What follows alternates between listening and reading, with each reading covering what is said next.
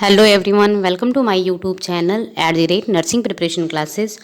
आज मैं बात करूंगी विटामिन के बारे में। विटामिन्स क्या होता है, उसके डेफिनेशन के बारे में, टाइप्स के बारे में हम बात करेंगे। तो पहला हम बात करते हैं इंट्रोडक्शन ऑफ विटामिन। तो क्या है विटामिन, क्या होता है? Vitamin is organic substance. Vitamin क्या है? एक ऑर्गेनिक सबस्टांस होता है which is used for growth and health in trace amount. जो ट्रेस मतलब कम अमाउंट में। विटामिन क्या है? एक ऑर्गेनिक सबस्टांस होता है जिसका यूज हम किस लिए करते हैं? ग्रोथ एंड हेल्थ के लिए करते हैं, ताकि हम पर्सन का हेल्थ क्या हो, अच्छा रहे और उसका ग्रोथ प्रॉपर हो सके। और जिसकी नीड क्या होती है हमारी बॉडी में? ट्रेस अमाउंट में, कम अमाउंट में होती है। हम ये माइक्रोन्यूट्रिएंट होते हैं, मतलब कि अगर हम कम अमाउंट में लेते हैं फिर भी हमारी बॉडी में फुलफिल हो सकता है। इसकी नीड जो होती है हमारी बॉडी में कम अमाउंट में होती है, इसलिए इसको ट्रेस अमाउंट कहते हैं। नेक्स्ट है if vitamin increase in body. अगर बॉडी जो विटामिन अगर हमारी बॉडी में इंक्रीज हो रही है तो उसको बोलते हैं हाइपर विटामिनियोसिस। नेक्स्ट है फर्स्ट डिस्कवर विटामिन इज। सबसे पहले कौन से विटामिन का डिस्कवर हुआ था? विटामिन B1 डिस्कवर किया गया था। और किसने किया था? फंक ने 1912 में किया था। उन्होंने बताया था, फंक ने बताया था कि फूड में कुछ सबस्टांस पाए जाते हैं जिसको उन्होंने क्या नाम दिया था? विटामिन B1 नाम दिया था। नेक्स्ट हम बात करेंगे क्लासिफिकेशन। विटामिन दो टाइप्स के होते हैं, fat soluble vitamin, water soluble vitamin. Fat soluble में कौन कौन सी विटामिन आती हैं? A, D, E and K। ये क्या है? फैट सॉल्युबल विटामिन है। वाटर सॉल्युबल में क्या आता है? B and C water soluble vitamin के अंदर आता है। अब हम फैट सॉल्युबल विटामिन के बारे में पढ़ेंगे। तो विटामिन ए का केमिकल नाम क्या होता है? केमिकल नेम होता है रेटिनॉल। इसको रेटिनॉल के नाम से जानते हैं। इसका एनिमल जो सोर्स होता है, यह एनिमल से कहाँ कहाँ से मिलता है vitamin A? Fish liver and cod liver oil. जो फिश है उसके लीवर के ऑयल से मिलता है। यह मार्केट में भी अवेलेबल होता है। नेक्स्ट है प्लांट सोर्स। प्लांट से कहाँ कहाँ से ले सकते हैं हम विटामिन ए को? कैरेट एंड जगरी, गुड़ और गाजर के थ्रू हमें विटामिन ए मिल सकता है। Next daily requirement. इसका डेली हमें कितना बॉडी में नीड होती है पर डे? एक मेल के अंदर 1000 mg पर डे लेना चाहिए एक पर्सन को, और एक फीमेल को 840 mg per day vitamin A को लेना चाहिए। अगर उससे कम पर्सन ले रहा है तो उसके अंदर क्या हो सकता है? डेफिशिएंसी हो सकती है और डिजीज़ कॉज हो सकता है। तो अगर विटामिन ए की डेफिशिएंसी होती है तो क्या बोलते हैं उसको? क्या क्या हो सकता है? Night blindness. नाइट ब्लाइंडनेस मतलब क्या होता है? रतौंधी। उसको शाम के टाइम या रात के टाइम उसको दिखाई नहीं देता है, क्योंकि इसमें क्या होता है? रोडोप्सिन पिगमेंट होता है जो क्या करता है? विटामिन ए उसको बनाने का काम करता है। विटामिन ए रोडोप्सिन पिगमेंट होता है जो हमें डिम लाइट में देखने में हेल्प करता है। तो रोडोप्सिन क्या करती हैं? उसको मेंटेन करती हैं। रोडोप्सिन को विटामिन ए बनाने का या सिंथेसिस करने का काम करती हैं। अगर विटामिन ए कम हो रहा है तो रोडोप्सिन बनेगा नहीं। जो रोडोप्सिन क्या करता है? हमारी आँखों को डिम लाइट में या अंधेरे में देखने में हेल्प करता है। तो उसके वजह से अगर विटामिन ए की डेफिशिएंसी हो रही है बॉडी में तो रोडोप्सिन बनेगा नहीं, और हम पर्सन रात को या शाम के टाइम में उसको दिखाई नहीं देगा या डिम लाइट के अंदर उसको दिखाई नहीं देगा। नेक्स्ट है कंजक्टाइवल जीरोसिस। उसका कंजक्टाइवा जो होगा पर्सन का वो ड्राई हो जाएगा। Next under NHM vitamin a solution given in child. NHM के अंडर विटामिन ए का सोल्यूशन बच्चों में कब कब देते हैं? तो विटामिन ए का टोटल डोज क्या होता है? 9 डोज होता है, और जिसमें हम क्या करते हैं? 17 इंटरनेशनल यूनिट क्या करते हैं? विटामिन ए को यूज करते हैं, जो 9 डोज देते हैं। First dose 1 lakh international unit जो कब देते हैं हम पर्सन को? 9 मंथ में देते हैं। नेक्स्ट है सेकेंड डोज कब देंगे? 16 से 24 मंथ में देंगे second dose 2 lakh international unit, और 3 to 9 डोज एवरी 6 मंथ में। 24 के बाद हम 30 मंथ पे देंगे, 36 मंथ पे देंगे, 42 मंथ पे देंगे, 48 मंथ पे देंगे। ऐसे 5 साल तक हम उसको विटामिन ए देते हैं। नेक्स्ट हम बात करेंगे विटामिन डी। विटामिन डी को क्या बोलते हैं? कैल्सीफेरॉल। विटामिन डी का केमिकल नेम होता है calciferol. Vitamin D3 help to bone growth and make stronger. Vitamin D क्या करता है? बोन को ग्रोथ में हेल्प करता है और स्ट्रॉन्ग बनाने में हेल्प करता है बोन को। इसका बेस्ट सोर्स क्या होता है? जो नेचुरल सोर्स जो होता है सनलाइट होता है। जब हमारी बॉडी पे सनलाइट पड़ता है स्किन पे तो क्या करता है? फंक्शन हमारी बॉडी क्या होती है? हमारा जो किडनी होता है वो एक्टिव होता है, हमारी जो सेल्स होती हैं लीवर की वो एक्टिव होती हैं। फिर वो क्या करती हैं? विटामिन कैल्शियम को एब्जॉर्ब करने में हेल्प करती हैं। नेक्स्ट है management, sunlight daily 20 minute. Management में क्या है, हम क्या करेंगे, मैनेजमेंट 5 से 20 मिनट तक हम क्या करेंगे, सनलाइट लेंगे। And vitamin D tablets, vitamin D का टैबलेट्स भी आता है, अगर उसकी बॉडी में डेफिशिएंसी हो रही है तो विटामिन डी का टैबलेट्स भी ले सकते हैं। It is also known as kidney hormone and solar vitamin.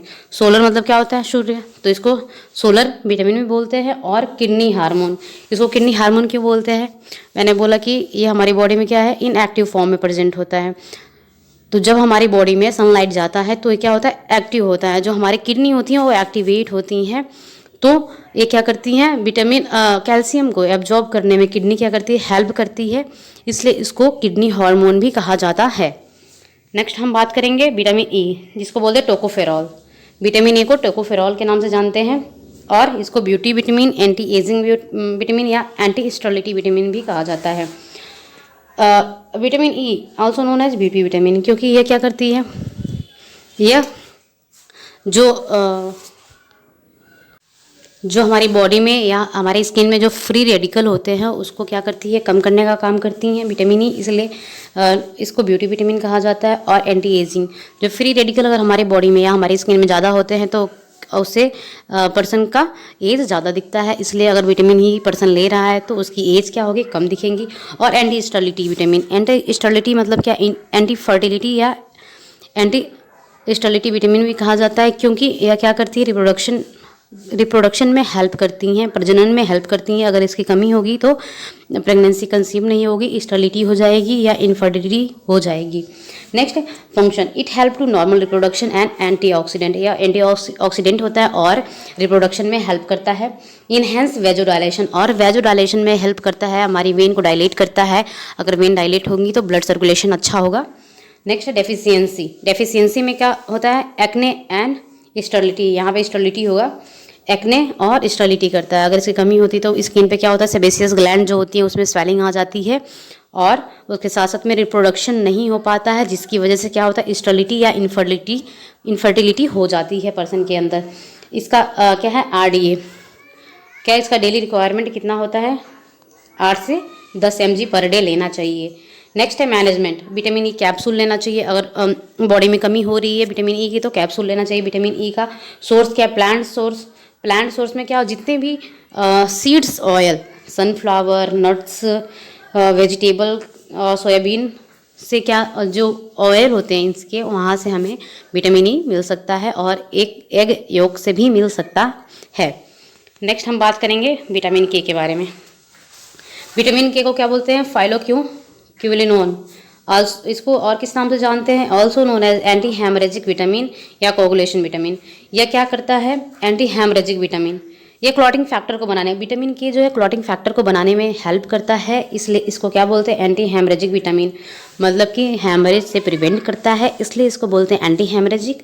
And coagulation vitamin, coagulation मतलब कि यह क्लॉट करता है, क्लॉटिंग फैक्टर बनाता है, ब्लड को क्लॉट करता है ताकि ब्लीडिंग ना हो सके, इसलिए इसको बोलते हैं clotting vitamin, coagulation vitamin. Next, vitamin K help in formation of clotting factor 2, 7, 9, 10। तो ये क्या करता है, 2, 7, 9, 10 विटामिन को क्लॉटिंग फैक्टर को बनाने में हेल्प करता है विटामिन के। विटामिन के एंटीडोट वारफेरिन, विटामिन के का जो एंटीडोट होता है उसको क्या कहते हैं हम, वारफेरिन को लिया जाता है काम में। Next, vitamin K injection given to child because decrease clotting factor, तो बच्चे को क्या करते हैं, विटामिन डी का इंजेक्शन दिया जाता है 0.5 ml वास्टस लैटरलिस मसल्स में IM रूट से देते हैं, क्योंकि जो 2, 7, 9, 10 क्लॉटिंग फैक्टर होता है बच्चों में क्या होता है, कम अमाउंट में होता है, इसलिए उनको ब्लीडिंग ना हो, इसलिए उसको हम विटामिन के का इंजेक्शन देते हैं, जिसकी डेली डोज कितनी होती हैं, 55 mg पर डे लेना चाहिए एक पर्सन को। डेफिशिएंसी में क्या होगा, डिले क्लॉटिंग, जो क्लॉटिंग का टाइम होगा, अगर ब्लीडिंग हो रही है, ब्लड निकल रहा है बॉडी से, जो क्लॉटिंग का टाइम होता है वो ज़्यादा टाइम लगेगा क्लॉट होने में, और हेमरेज की कंडीशन हो सकती है, ब्लीडिंग ज़्यादा हो सकती है। नेक्स्ट हम बात करेंगे water soluble vitamin. Water soluble vitamin में क्या क्या आते हैं, vitamin B1, B2, vitamin B3, B5, B6, B7, B9, B12 और विटामिन C किस में आते हैं, वाटर सॉल्युबल विटामिन के अंदर आते हैं। नेक्स्ट हम पहला बात करेंगे vitamin B1 thiamine. Thiamine also known as anti beri and anti neuritic vitamin. और इसको एंटी बेरी जो बेरी डिजीज होती है उसको प्रिवेंट करती है, इसलिए इसको बोलते हैं anti beri disease, anti beri vitamin and anti neuritic. यह क्या, इसकी कमी से क्या होता है हमारी बॉडी में नर्वस सिस्टम में भी प्रॉब्लम आ सकती है, तो इसलिए बोलते हैं एंटी न्यूराइटिक विटामिन। अगर डेफिशिएंसी होती है तो क्या क्या होता है, बेरी होता है। अब 3 टाइप्स के बेरी होते हैं इसमें। डेफिशिएंसी अगर होती है तो 3 टाइप्स के बेरी होते हैं। Dry beri can cause peripheral neuritis. Peripheral neuritis में क्या होता है, इसमें ड्राई बेरी के अंदर इसमें जो होता है नमनेस या टिंगलिंग सेंसेशन होता है, ऐसा लगता है कि पैर में झंझनाहट टाइप का है, टिंगलिंग सेंसेशन आता है ड्राई बेरी के अंदर। Next infantile beri. और क्या हो सकता है, वेट बेरी, इसको बोलते हैं कार्डियक बेरी इसको बोला जाता है, जो हार्ट में स्वेलिंग कॉज कर सकता है। अगर इसकी कमी होती है हार्ट का साइज इनलार्ज हो सकता है, स्वेलिंग हो सकती है विटामिन B1 के कमी के कारण। नेक्स्ट है function, involve nerve impulses transmission. अब इसका फंक्शन क्या है विटामिन B1 का, कि यह नर्व इम्पल्सिस को ट्रांसफ़र करता है, ट्रांसमिशन में हेल्प करता है। अगर इसकी कमी होती है तो सेंसेशन बॉडी में ट्रांसफ़र नहीं होंगे, जिसकी वजह से बॉडी में नमनेस देखने को मिलता है या टिंगलिंग सेंसेशन देखने को मिलता है। नेक्स्ट हम बात करेंगे विटामिन B2, जिसको किस नाम से जानते हैं, राइबोफ्लोविन के नाम से जानते हैं, राइबोफ्लोविन। तो इसका RDA रिक्वायरमेंट डाइटरी अलाउंस कितना होता है, मेल में एंड फीमेल में 2 mg पर डे, दोनों का सेम होता है। विटामिन B2 क्या काम करता है, हमारे जो ओरल कैविटी की क्यूटेनियस लेयर है उसको क्या करता है, मेंटेन करता है। अगर इसकी कमी होती है, अगर इसकी डेफिशिएंसी होती है तो क्या होता है, एंगुलर स्टेमेटाइटिस होता है या चिलियोसिस होता है, होंठ फटने लगते हैं।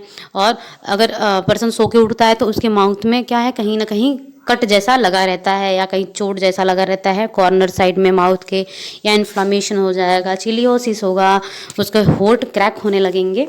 यह इसके कमी के कारण होता है। ग्लोसाइटिस, टंग में स्वेलिंग आ जाएगी। नेक्स्ट है विटामिन B3 निकोटीन या निकोटोइक एसिड।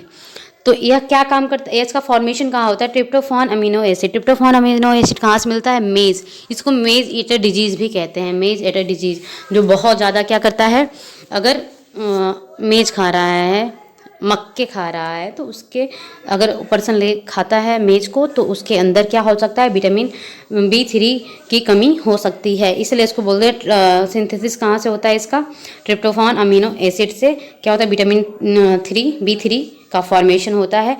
और maintain skin and nervous system integrity. यह क्या करता है, हमारे नर्वस सिस्टम के फंक्शन को मेंटेन करता है और स्किन की इंटीग्रिटी या टोन को मेंटेन करता है। RDA कितना होता है विटामिन B3 का, डेली 60 mg, ट्रिप्टोफान में 1 mg नियासिन मिलता है। तो 60 mg उसको ट्रिप्टोफान लेना चाहिए एक पर्सन को। 60 mg में क्या होता है, 1 mg नियासिन मिलता है। नेक्स्ट है RDA कितना होता है उसका, 18 mg पर डे मेल को लेना चाहिए और 18 mg पर डे फीमेल को भी सेम डोज लेना चाहिए। डेफिशिएंसी होती है तो क्या होता है इसका, विटामिन B3 की डेफिशिएंसी होती है तो नियासिन की कमी होती है तो पेलेग्रा डिजीज होता है, जिसको 4D डिजीज भी कहते हैं या 4D सिम्टम दिखाई देते हैं, diarrhoea, dermatitis, dementia and death. Person को डायरिया होगा बार बार, क्योंकि जो हमारे इंटेस्टाइन की फ्लोरा होती हैं या जो माइक्रोबिलाई होती हैं या उसको डैमेज करता है अगर विटामिन B3 की कमी होती है तो जिसकी वजह से डायरिया हो सकता है। डिमेंशिया होगा, पर्सन को क्या है, मेमोरी लॉस हो सकती है। डर्मेटाइटिस, स्किन में इन्फ्लामेशन हो सकता है और पर्सन की डेथ भी हो सकती है। नेक्स्ट हम बात करेंगे vitamin B5 pantothenic acid. Vitamin B5 को क्या कहते हैं, पैंटोथेनिक एसिड के नाम से जाना जाता है। इसका RDA क्या है, रिक्वायरमेंट डाइटरी अलाउंस कितना होता है, adult male female pregnant women में क्या होता है, सेम डोज होती है या सेम अमाउंट में लेना चाहिए, 5 mg per day. Help in synthesis of corticosteroid, जो हमारी बॉडी में जो एड्रिनल ग्लैंड होती हैं जहाँ से कार्टिकोस्टेरॉयड हार्मोन का सिक्रीशन होता है, तो विटामिन B5 या पैंटोथेनिक एसिड क्या करती हैं, उसको सिंथेसिस कराने में या उसका फॉर्मेशन कराने में हेल्प करती हैं।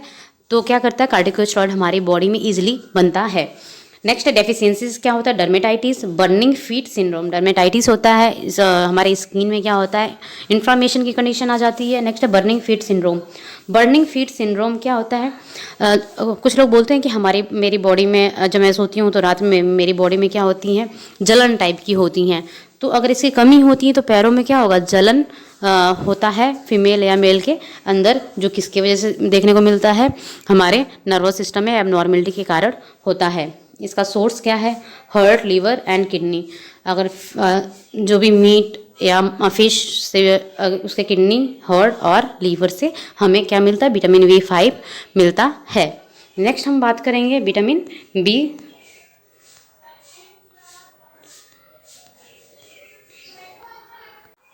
नेक्स्ट हम बात करेंगे विटामिन B7 के बारे में।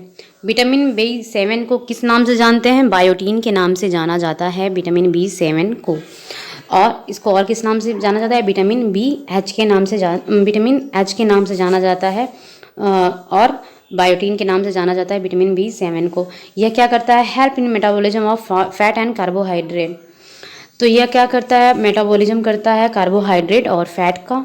Fat help in cell growth. Fat क्या करता है, किस में हेल्प करता है, सेल के growth and hair growth and strong. यह हमारे सेल के ग्रोथ में हेल्प करता है, हेयर के ग्रोथ को और उसको स्ट्रॉन्ग बनाने में हेल्प करता है बायोटीन या विटामिन B7 या विटामिन H। और इसकी कमी होती है तो क्या होता है, एलोपेसिया होता है, बालों का झड़ना स्टार्ट हो जाता है अगर इसकी कमी होती है तो। डेली इसकी रिक्वायरमेंट कितनी होती है, 40 mg पर डे। इसको डेली पर्सन को क्या लेना चाहिए, एडल्ट पर्सन फीमेल या मेल को 40 mg पर डे लेना चाहिए विटामिन B7। नेक्स्ट है विटामिन B9 फॉलिक एसिड।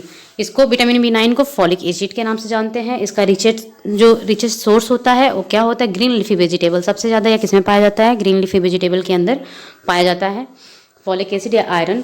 तो पर्सन फंक्शन क्या है, formation of neural tube and maturation of RBC shape formation.